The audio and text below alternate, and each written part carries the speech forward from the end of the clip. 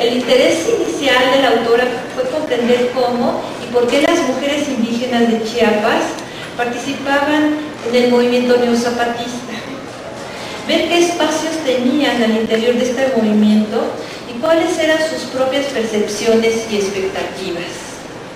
Se preguntaban también cómo es que sucedía, en términos prácticos, la inclusión de las mujeres en la nueva relacionalidad de género, hasta dónde ellas tenían el poder de tomar decisiones y además influir con sus propias decisiones en el curso del movimiento. Analizaba, y bueno, estas fueron sus preguntas, cuáles eran las dinámicas, es decir, las prácticas y los discursos locales, porque pues analiza la práctica comunitaria, pero también las conexiones globales en las que concluían las políticas de género, junto con el movimiento de los zapatistas que cuestionan el régimen colonial que los había excluido durante 5 siglos. Cómo las mujeres en este movimiento, en esta insurgencia indígena, venían a cambiar también el rostro de las relaciones de género que tradicionalmente se habían mantenido en las comunidades. A mí me parece una investigación no solamente que aporta, sino también es una investigación valiente, en el sentido de que tratar el tema de género en comunidades indígenas es un asunto muy delicado, porque bueno, como ustedes van a poder apreciar en el libro, cuando las mujeres empiezan a narrar sus experiencias en relación con la violencia de género, con el maltrato, con la imposición del matrimonio, son temas sumamente delicados que muchas veces desde la perspectiva que se sitúan los analistas, pues hay que tratarlo de una manera que no, y esto lo logra muy bien Márgara, que estos elementos no contribuyan a generar los prejuicios antiindígenas que prevalecen y que dominan en la sociedad mexicana y latinoamericana. Es decir, cómo nosotros podemos, como analistas, analizar los problemas de género sin caer en los esquemas que tienden a negarles, por ejemplo, los derechos indígenas al autogobierno, porque ustedes recordarán, bueno, muchos de ustedes estaban muy jovencitos cuando se da el alzamiento zapatista y que se lucha por la autonomía, por que las comunidades indígenas sean reconocidas como comunidades por derecho propio, que tengan sus formas de gobierno. Bueno, pues el principal cuestionamiento que se hace es no, porque maltratan a las mujeres. Como si la sociedad mestiza y mayoritaria, aquí gozamos de la plena igualdad y todo es muy democrático. Dicen, no, porque maltratan a las indígenas, como si en nuestra sociedad pues no lo hubiera. O sea, a mí me parece una característica sumamente racista, como también lo fue cuando se dio toda la lucha por la reforma constitucional, que pusieran esos candados, ¿no? O sea, es como si, por ejemplo, hubiera libertad de credo religioso y se le pusiera el candado. Pero mucho cuidado con los pederastas, porque también se da. O sea, a mí me parece que sí hubo mucha discusión y mucho prejuicio racista. Y entonces lo que logra la autora en este libro es mostrar efectivamente las contradicciones que se han dado dentro de las comunidades populares, pero mostrando también esta voluntad de cambio, tanto de las mujeres como de los propios zapatistas, por transformar esta realidad. Me parece también un acierto el haber incluido las voces del movimiento feminista, porque también fue una discusión muy interesante entre las feministas autónomas radicales, que desde una posición extrema pues critican al movimiento zapatista porque consideran que reproduce el poder patriarcal, frente a otras posiciones de gente que ha estado mucho más comprometida con las comunidades, más directamente vinculadas, como era en el caso de Mercedes Olivera, que nos ayuda a comprender el gran cambio que se estaba gestando, saliéndose del deber ser, o sea, qué es lo que se puede hacer dentro de una realidad concreta. Bueno, el libro consta de 5 capítulos. El primero da cuenta del contenido simultáneo global y local del movimiento neozapatista, considerado por muchos como el primer movimiento postcomunista. Busca señalar los elementos que hicieron de un movimiento novedoso y mundializado. A la par estaba anclado y las prácticas tradicionales locales de la lucha agraria y campesina. Muy interesante cómo se da esta articulación. El segundo capítulo analiza el universo de sentidos que se estructura en sintonía con los contenidos de género y que están presentes en el discurso neozapatista, de los efectos que estos discursos tienen en las mujeres indígenas, en los fundamentos de la nación mexicana y finalmente en la interacción de las mujeres indígenas y mestizas. Toda esta discusión que se estaba gestando en ese momento entre un movimiento feminista no indígena y el feminismo realmente existente, ¿no?, en las comunidades. Bueno, en el tercer capítulo se habla de la dimensión comunitaria. A mí me gustó mucho esta parte, muy antropológica, muy etnográfica, que da cuenta cómo desde la base se va percibiendo el cambio. Y me gustó mucho esta parte donde ella habla de que en el movimiento zapatista había un discurso oficial y el discurso cotidiano. Que yo también me lo llegué a encontrar trabajando con mujeres indígenas. El discurso oficial, se puede decir, es aquel discurso que las mujeres construyen cuando se relacionan con las instituciones del Estado, con el gobierno, y manejan todo un discurso reivindicativo de sus derechos. Y de manera informal, bueno, pues es toda una gran riqueza que muchas veces no sale en los medios, no se conoce, pero que tiene que ver con sus prácticas cotidianas. Muy interesante. Bueno, en el cuarto capítulo se analiza lo que la autora llama el reordenamiento o la renegociación del orden de género en la vida cotidiana.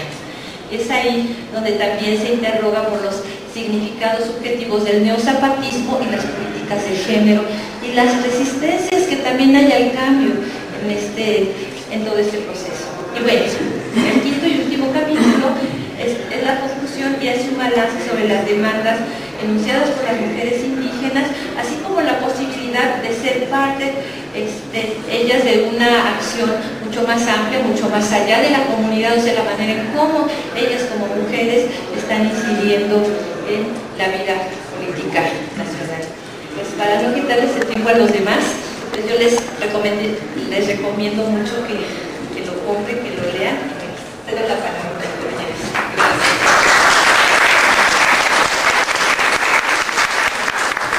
Pasamos rápido la palabra a Daniel Inclán. Es historiador y doctor en estudios latinoamericanos. Voy a leer porque Margarita me pidió que escribiera, dice un textito chiquito. A modo de charla alrededor de la fogata, en la que los miembros de una comunidad zapatista comparten sus experiencias de lucha y resistencia, festejando la lucha y la capacidad de sonreír, comparto algunas reflexiones derivadas del libro de Marta. Las ideas estallan y varias reflexiones pasan por la mente después de leer el libro. A contrapelo de las interpretaciones correctas del zapatismo, este libro no intenta dar la última y verdadera palabra sobre ellos, ni tampoco hablar a través de ellos. La escritura es más humilde y reproduce una afrenta que día a día nos recuerdan los zapatistas, el cuidado de la palabra, que nunca puede ir más allá de las prácticas que la sostienen. Así, el libro recupera las experiencias del trabajo etnográfico que hizo Márgara y sus vínculos con el zapatismo que van más allá del trabajo etnográfico para hablar desde él y no por él. Esto me parece fundamental porque es romper el ventriloquismo que generalmente se reproduce con el zapatismo. Así, se deriva una discusión sobre la posibilidad de una semiosis de género, una forma particular de construir estructuras de significación desde lo femenino. Este proceso de significación no se manifiesta en el desarrollo de una sustancia inmutable, sino en la actualización de un compromiso colectivo por el cultivo de la palabra como manifestación de un mundo distinto. Acá relampaguea una idea benjaminiana sobre el poder adánico del lenguaje, es decir, la superación del orden de la representación y la entrada al terreno de la creación. En el texto clásico de Benjamin, el lenguaje en general y el lenguaje de los hombres, Benjamin dirá que la caída en el terreno de la representación reduce la posibilidad creativa del lenguaje que tiene Adán al crear cosas con palabras. Las palabras no representan una realidad que les es ajena, son parte de la construcción de un proyecto de mundo. Por lo tanto, solo se puede hablar desde las prácticas, en el terreno de lo político, y la realidad se define por lo que se hace y no solo por lo que se dice de ella. Esto es fundamental en el trabajo porque al hablar de las mujeres no nos está dando cuenta de lo que se puede decir solamente sobre ellas, sino lo que se deriva de las prácticas y los decides sobre esas prácticas. La semiosis femenina, lo recuerda Márgara, no se escribe en participio, el hubiera sido, hubieran hecho, hubieran pensado, sino en un presente constante, donde los verbos vuelven a recuperarse como relaciones contenciosas en las que se disputa un orden por el decir y el hacer. Desde aquí se dirime el sentido de lo común y la posibilidad de nuevos sentidos. Es decir, recuperamos la actualidad del verbo en infinitivo. Entonces no se está discutiendo por la capacidad de la institución, sino por el ejercicio práctico de la política. No se está discutiendo por formas del hospital, sino por formas de sanar. Ahora, ¿cómo se cultiva la palabra en el zapatismo? Pues una de las derivas que se sale de este texto. El libro de Márgara nos aproxima a la tensión social y política materializada en entornos biográficos. Es decir, como una tensión de formas sociales, de largas historicidades y de tensiones de un proyecto político están cruzadas en biografías particulares, como una persona en una comunidad dirime en su existencia la tensión entre ser parte de un proyecto político y responder a una larga historia social. No hay una sola ruta del decir, ni un acuerdo preestablecido. La palabra es una opción de vida, una elección política por definir el lugar histórico que ocupa la biografía y el contexto comunitario. Esta elección pretende superar el orden policíaco de la palabra, el que asigna lugares, presencias visibles y capacidades de habla. Esto es tal vez de las cosas más interesantes del trabajo, porque lo que nos demuestra Márgara es que este cultivo de la palabra rompe las jerarquías gramaticales preestablecidas. ¿Quién puede enunciar? ¿Cómo se escucha? Si la escucha es la correcta, si la enunciación es la adecuada. Diríamos, está presentando una politicidad del enunciar y del uso de la palabra. De tal forma, el sitio del que nos habla Márgara, el sitio de la nación, es un sitio al orden de las palabras masculinas, las palabras racionales, las lógicas programáticas, instaladas en la representación y el signo. Tal vez, bueno, esto no está en el texto de Márgara, pues yo lo derivo de él.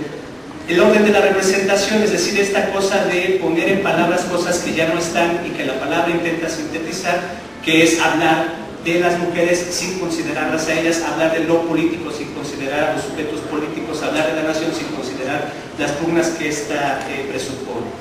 El sitio femenino instala una zona de disputa y definición constante en la que la palabra y la acción están juntas, no representan y no son soportadas por un signo. Por lo tanto, no se puede hablar de una mujer genérica del zapatismo, sino de múltiples feminismos. La palabra en femenino, aquella primera rebelión dentro de la revolución zapatista, se sostiene por muchas nosotras, por una pluralidad de voces colectivas que hacen del tiempo de la política un presente siempre en disputa. El mundo posible, ese que se crea enunciando las voces femeninas del zapatismo, es un tiempo de la hora, un porvenir poco a poco. Esta es de las metáforas más bonitas del texto, como el poco a poco va instalando una gramática de lo femenino que está siempre en constante reformulación. Instalando desde el presente. Esto hace del entorno femenino del zapatismo, como analiza Márgara, un espacio de feminismos encontrados donde se produce una manera extraordinaria de paridades impensadas. En esta categoría la toma de Lagarde, pero que es muy importante a lo largo del texto, cómo se van construyendo pares masculino-femenino que son siempre pares en equilibrio relativo y que son pares que tienen que restablecerse constantemente. Lo femenino es aún siendo mujeres son zapatistas, aún siendo indígenas hacen política, aún siendo pobres producen un mundo distinto. Y siguen siendo mujeres que están creando y participando de un proyecto emancipatorio. Esto expresa una condición de autocrítica constante que cuestiona el reparto de lo social que se ha autoasumido como el único posible. La mujer en la cocina, la mujer que calla, la mujer que acata órdenes, la mujer que no participa como voz activa.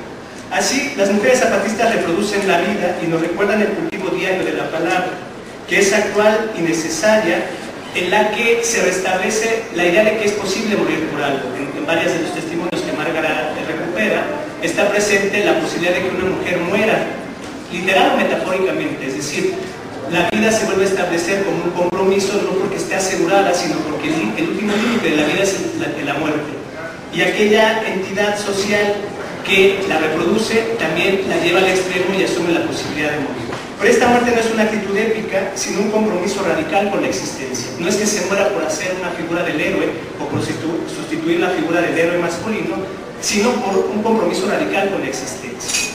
El libro de Márgara hace eco de ese compromiso y lo traduce a los contextos metropolitanos y no tan metropolitanos para seguir peleando por un orden social distinto al de la barbarie que vivimos. Muchas gracias.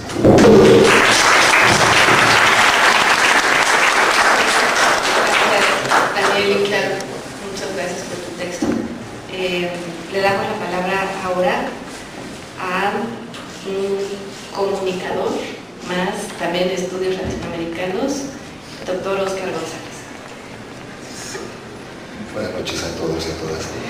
Bueno, especialmente estoy muy emocionado por venir a presentar este libro. Yo conocí a Márgara cuando empezaba en esta comunidad y después de todos estos años vemos como reflejo este libro. Yo quiero hacer, ya que Cristina ha hecho una exploración por toda la parte de los capítulos, yo quiero hacer énfasis en un apartado en especial. Escribí algunas reflexiones en torno a un capítulo que justo ahorita van a ver por qué me causa un poco de conmoción. ¿Desde dónde habla Márgara? Desde su feminismo y también desde su trabajo académico. Atiende lo que el neozapatismo está provocando en su entorno. Sigue pormenorizadamente los discursos y comprende que la aparición enunciativa de las mujeres zapatistas y su plataforma política plasmada en la red revolucionaria desafió las narrativas ilustradas. El impacto en los feminismos, especialmente los feminismos de la urbe, los feminismos de la Ciudad de México, produjo distintas posturas y tensiones que se hicieron manifiestas, especialmente en la revista Proceso. El punto de tensión se plasmó en un intercambio de cartas suscitada a raíz de una supuesta demanda hecha por el EZLN para que en la reforma del Código Penal chiapaneco se penalizara el aborto. Esto a final de cuentas no fue real. Hubo una serie de personajes ilustrados en la sociedad mexicana que de inmediato se sintieron provocados como un proyecto revolucionario que quería estar en contra del aborto. El subcomandante negó las acusaciones e hizo hincapié que las indígenas abortan y no por elección propia, sino por su desnutrición crónica y que no piden clínicas para abortar porque no tienen clínicas para morir. El debate sobre la despenalización del aborto como sugerencia a las mujeres zapatistas se incrementó poniendo en juego distintos esencialismos. Por un lado, el que intenta universalizar la demanda de los derechos sexuales y reproductivos, y por otro, la perspectiva cristiana, que critica y ve negativa la modernidad configurada por el capitalismo. Esas conformaciones discursivas ponen de realce lo que Silvia Marcos, antropóloga también, que ha llamado como las diferentes posturas teóricas y prácticas del género, pues el discurso feminista colocado en la élite urbana actúa como elemento colonizador e involuntariamente hegemónico que no escucha, sino que al mismo tiempo puede borrar y obstaculizar la presencia de la otredad y la diversidad. Así, se refleja que la urgencia que tenían las comunidades indígenas por transformar radicalmente el orden del género colonial y reforzado por el Estado-Nación, se suscribe el derecho de que las mujeres participen en el proyecto revolucionario indígena, en los asuntos de la comunidad, a tener cargos si son elegidas libre y democráticamente, a tener los hijos que ellas decidan y a elegir su pareja y no ser obligadas a contraer matrimonio. La polifonía que encontramos en el libro y que brinda la experiencia de Márgara en la comunidad zapatista de San Miguel Chiptic, en la comunidad tojolabal, nos dimensiona la complejidad que supone la doxa del género afianzada en la costumbre y su potencialidad transformadora al resignificarse en el proyecto autónomo y revolucionario. Márgara no asistió a corroborar la puesta en práctica de la plataforma política de las mujeres zapatistas, sino a vivenciar cómo a partir del desmontaje y la crítica a un sistema opresivo se configura una nueva relacionalidad de género. La digna rebeldía, la apropiación del territorio y la autonomía resignifican la cosmovisión ancestral que ensalza a la comunidad para resignificarla en una práctica política poderosa. El jalar parejo, que este es el aporte de la ley revolucionaria de mujeres indígenas y que actualmente en las comunidades zapatistas es un potencial transformador. Jalar parejo, en tojolabal, laján, el consenso en que varones y mujeres conforman una asamblea comunitaria donde toman decisiones parejamente. Así se ponen en juego diversos esencialismos del lado de los ilustrados de la ciudad, y en cambio la transformación que está cotidianamente en el territorio zapatista se vive con contradicciones. La diferencia del zapatismo entre el acto discursivo y el hecho real es lo que nos manifiesta este libro. El zapatismo no marca un punto de partida que se desarrolla, no piensa en el continuo, sino en un común cotidiano. Y aquí tenemos que hablar de las temporalidades. Aquí el zapatismo no está buscando una transformación efectivista y que tenga que ser inmediata, sino al contrario, todo se trabaja cotidianamente, poco a poco, y con todas estas contradicciones. Por último, el libro, por tanto, con estas dos palabras con el prefijo des, ordenar, descentrar, nos ayuda a explicar el proceso de transformación, la praxis con la que el zapatismo confronta un sistema opresor. Así, al quebrar su narrativa, fluye en un proceso vivo y constante que no busca inmediatez efectivista, sino, como ellos lo vislumbran, se conforma en lo cotidiano, tacal, poco a poco. Muchas gracias.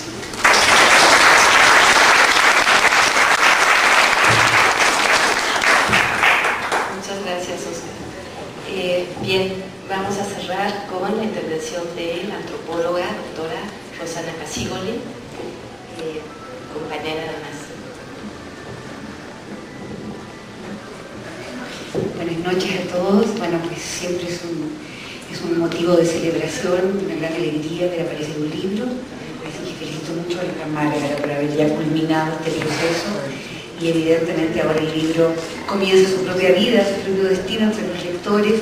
Yo le deseo una muy fructífera relación con su libro y una larga vida a la obra. Como hay que atenerse a un tiempo reglamentario, preparé un pequeño texto que es la manera en que yo leo este libro y esta investigación de Margarita Millán. Desde mi lectura personal, retrata ilustrativamente y de manera consistente, me voy a permitir tomar prestado una expresión del filósofo ex-maoísta Alain Badiou, lo que Badiou llamó un fragmento de un procedimiento de verdad. Contribuye a la narración cualitativa de un acontecimiento, la inclusión del movimiento zapatista como hito memorialístico de carácter único en el espectro de discursos y prácticas autonómicas dirigidas a pensar una política de resistencia y de emancipación. Adviene como un fragmento de la experiencia y como manifestación irruptiva en la historicidad política. Su impacto escénico se universalizó en virtud de su carácter políticamente irruptivo con presencia afirmativa de género, o como por su eventual temible eclipsamiento o al menos desdibujamiento en la escena del acontecimiento político plural emergente. La investigación de Margarita Millán plasma de una manera rica en relatorías y detalles etnográficos la conformación y vida de un movimiento indígena comunitario dotado de una culminante emergencia femenina en la transformación de las prácticas y envuelto en un cierto fulgor mesiánico, heredero tanto del guevarismo como de la catequesis rural. Un movimiento cuyo valor autonómico proviene de un espíritu libertario y paritario, como decía aquí mi compañero, paridad o idea de lo parejo, que se encontraría ya presente valorativamente en la propia cosmovisión tujolabal, basada en la totalidad sociobiocósmica de nosotros. Aquí, en estos párrafos, Margarita pues hace una evocación del pensamiento de su amigo y maestro también, ¿no? Carlos Lenz. La precursora particularidad histórica y simbólica del movimiento zapatista al que hace referencia la autora es el fuerte despertar de las mujeres indígenas tujolabales frente a un orden cultural opresivo, comunitariamente coercitivo, por añadidura en un contexto arraigado de marginalidad social, económica y civil. La autora desea indagar en el sujeto del zapatismo contemporáneo y el ingreso de este sujeto a la luz pública, formulando sistemas de participación y representación comunitaria. Tal progreso cualitativo en la acción colectiva comunitaria justificaría el prefijo neo, la investigación neozapatismo. La investigación de la autora Margarita Millán se pregunta por el nivel de impacto y relevancia de que este movimiento provocó y o continúa provocando en el proceso constitutivo de la nación mexicana.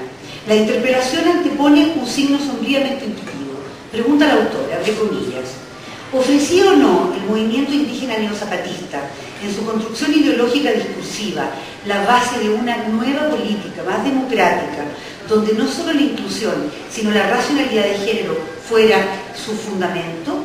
La investigación que subyace este libro rastrea los contenidos y resignificaciones de género presentes en el discurso zapatista y la relación que se prefigura entre los derechos de las mujeres y el marco cultural que impone la costumbre. Así, el libro se sustenta, además de las robustas fuentes bibliomerográficas, en un trabajo de campo sostenido entre 1997 y 2006. Margarita Millán acudió a la comunidad de San Miguel Chiptic durante ese largo intervalo, a excepción del aciago año de 1998, cuando se recrudece la militarización en la zona a la saga de la masacre de Acteal en diciembre de 1997. El trabajo de campo consecutivo dio lugar a la creación de un acervo de fuentes directas de enorme valor testimonial y demostrativo. Es al calor de las luchas emancipatorias en la comunidad de San Miguel Chiptic donde la investigadora ve surgir un sujeto indígena como voluntad de diálogo, un sujeto indígena que se autorrepresenta. En la contraparte, distinguimos al sujeto que enuncia, el propio lugar situado o locus de enunciación de la autora, que busca la construcción de una nueva identidad política en tanto que comunidad imaginada en la célebre expresión de Benedict Anderson. La premisa explícita es que la identidad nacional se constituye en el lenguaje, que se transforma en el ámbito de lo local, lo doméstico y lo vernáculo. La matriz vernácula que subyace a la constitución identitaria, nacional mexicana en el particular caso, es sujeto tanto de una lectura semiótica como de un análisis histórico, explica la autora, pero también reconoce, lo cual será un poco intimidante, es sujeto de codificaciones interesadas, posicionadas ideológica e identitariamente. Advierte y las representaciones simbólicas que sustentan los actos de la vida cotidiana. Si pudiese hacer una pregunta sería esta: ¿en qué consiste esa distancia? ¿Qué caracteriza a esas diversas experiencias de lo simbólico? Una referida a lo político, la comunidad, lo público y lo discursivo, y otra al ámbito de la domesticidad vernácula. ¿Cuáles son sus implicaciones? Por último, me quiero detener en un párrafo del libro que cruza como un meteoro sobre la trama del texto y que sin embargo resulta decisivo por su carácter autocrítico. Página 305. Los feminismos mexicanos, escribe Margarita Millán, dejaron ver una incapacidad de ir más allá de su propio cultural diverso, a fin de contrarrestar una propensión al etnocentrismo en la propia concepción y práctica del movimiento. Preocupación que es teóricamente razonable frente a todos los movimientos sociales de carácter nacional. El libro de Márgara concluye narrando la mirada de sus informantes. Abro comillas: duro y difícil es cambiar el mundo, pero también he visto la luz de la alegría que proviene del reconocimiento de la propia fuerza instituyente, del recuento de las acciones valerosas que alimentan la autoafirmación y la certidumbre de un futuro. Es la luz, el fulgor de una huella, lo que mueva la palabra que cambia el mundo. Yo aplaudo este libro, considero que posee el valor de plasmar un contenido epocal relativo al discurso feminista del indigenismo en México. Da cuenta de un momento del lenguaje y un momento del pensamiento indigenista feminista. Recuerda la memoria del zapatismo feminista, en tanto que fragmento de un procedimiento de verdad dentro de la multiplicidad y pluralidad de la experiencia colectiva.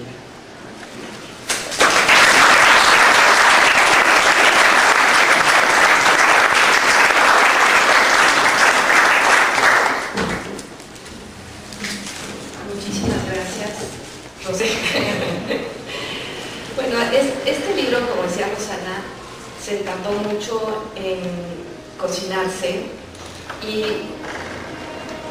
digamos que es también un poco el valor que tiene. Yo conocí a las protagonistas de este libro en 1996, cuando eran mujeres que tenían 14, 16 años, y ya nacional sobre modernidades alternativas y nuevo sentido común. Tiene mucho que ver con este trabajo, ¿no? Desde mi punto de vista, las modernidades alternativas están ahí y sí están generando un nuevo sentido común y tienen que ver con cómo se organiza el género. Y la provocación del título del libro también es esa: desordenar el género, es descentrar la nación, es volver a constituir una nación distinta y una política desde otro lugar. Pues no sé, el libro a veces el libro que me gustaría escribir viendo las noticias diarias es muy distinto a todo lo que acabo de decir. Es así como tratar de contestar pues los agravios cotidianos que hoy estamos viviendo, ¿no? Eso también es una tensión muy fuerte. Entonces no solo digamos ver estas partes donde hay otro sentido común edificándose, sino también pues regresar a lo que es hoy hegemónico, una provocación, una buena contestación. Eso me preocupa mucho, ¿no? Y creo que tiene que ir vinculado. El proyecto actual, digamos, concluyó toda una primera parte sobre sentido común y formas de esas modernidades alternativas, figuraciones de la modernidad alternativa que llamábamos, pero ahora estamos más involucrados en ver las formas de lo político, o sea, de esas modernidades alternativas, de esa resistencia o de esa construcción de mundos, qué tipo de formas políticas advienen, ¿no? Que tiene que ponerse en el centro en medio de todo esto que desde mi punto de vista ya es anacrónico: las formas del Estado mexicano, las formas de las políticas que vivimos, las formas de pensar que estamos siendo representados, etc. Por ahí.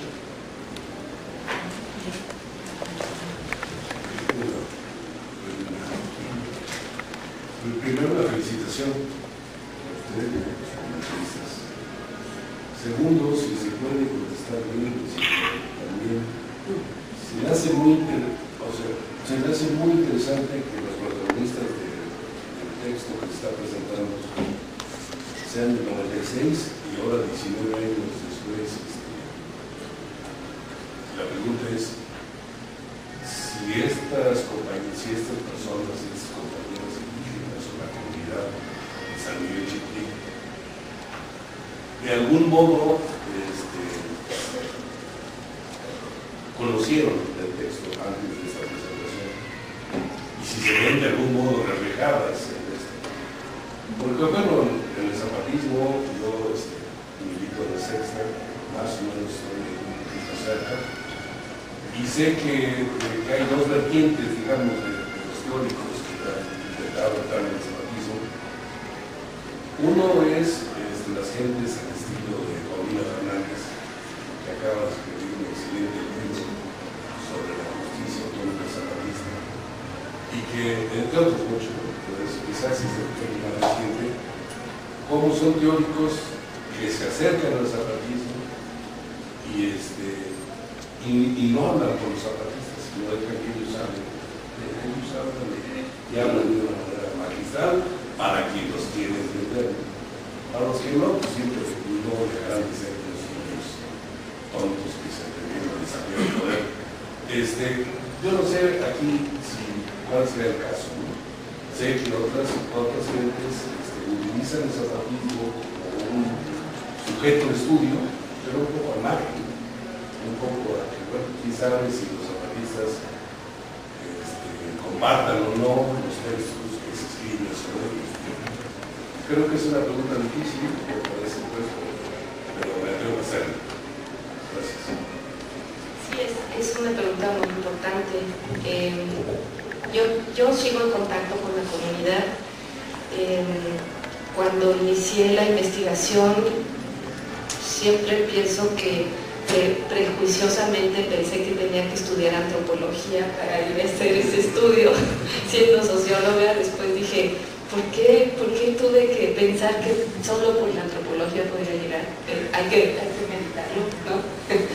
Pero bueno, ya era una antropología muy crítica y muy autorreflexiva a la que yo accedí, ¿no? Entonces, tuve que, además del zapatismo, pues es lo que es una comunidad, es una autonomía, entonces yo tuve que llegar a presentar el proyecto en una asamblea, donde por cierto solo había varones, pero varones que de inmediato dijeron, pues sí nos interesa, pero sobre todo nos interesa si logras que esa ley de mujeres se traduzca, porque sabemos que hay una ley, pero no la tenemos en Tojolabal. Y sí lo logramos, pudimos traducir la ley, y ese fue como la entrada a todo ese trabajo. Discutir la ley fue algo que a ellos y a ellas les gustó, y que a mí, y muchas veces fui con acompañantes, una acompañanta Tojolabal, que también me ayudaba, y nos encantaba porque era como reflexionar no solo sobre lo que estaban haciendo ellas y ellos, sino lo que ellos y ellas hacían nos cuestionaba, en particular me cuestionaba a mí, ¿no? Entonces, Entonces, cuando eso se convirtió en tesis, yo fui a entregarla a la comunidad, pero más que ellos, la tienen por ahí, sí la tienen ahí guardada, con muchas otras cosas que se han estudiado y se han escrito sobre ellos, pero más bien el regreso que yo hacía, mucho era de fotografías. O sea, yo me daba cuenta de que hacía yo fotografías y después era muy importante que les llevara las fotografías. Eso era como muy importante en esta relación, digamos, de amistad que logramos tener. Y también de platicar, pues, digamos, cómo querían aparecer. Por ejemplo, no hay nombres verdaderos en el texto. Está lleno de entrevistas, pero no son los nombres de las personas que están, ¿no? Sin embargo, sí quisieron que estuvieran sus fotos y determinadas fotos. Todo esto se discutió con ellos. No conocen el libro se presenta el 19 de marzo en San Cristóbal y después lo vamos a llevar a Chapín. Entonces, en ese sentido creo que no es una clásica, un clásico estudio de caso donde hacemos un objeto y diseccionamos y decimos eso, ¿no? Es una manera, pienso yo, de poner en tensión lo que está pasando allá, por supuesto a través de mis ojos y a través de una cierta sensibilidad, ¿no? Que es la que a mí me provocó el compartir periodos, momentos, contradicciones, muchas risas además. Entonces, eso es lo que yo puedo contestar.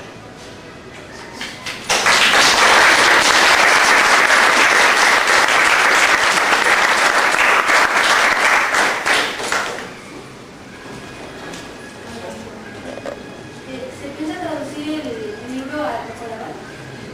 Sería buenísimo. Sería buenísimo, pero necesitamos a alguien que lo haga.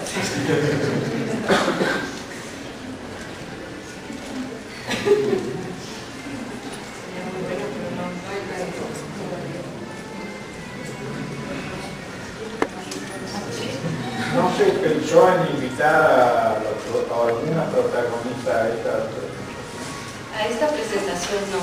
Yo sí creo que debemos de tener su presencia en San Cristóbal. Es como más sencillo, pero sí, yo sí pienso que ellas deben de estar. ¿Cuál considera que es el mayor aporte de los feminismos zapatistas a las demás comunidades y pueblos indígenas? A las demás comunidades y pueblos indígenas. A ver, yo creo que el zapatismo en general, creo que sí es una inflexión en relación al movimiento indígena. En general, creo que hay un aporte importante, donde no solo hay una afirmación identitaria, sino hay una actualización de esa identidad y una exigencia de transformación del colectivo, de la nación, ¿no? Y yo veo que el movimiento zapatista desde su origen, haciendo este juego de discurso oficial y coloquial, pero desde su origen, pone en el centro el problema de las mujeres.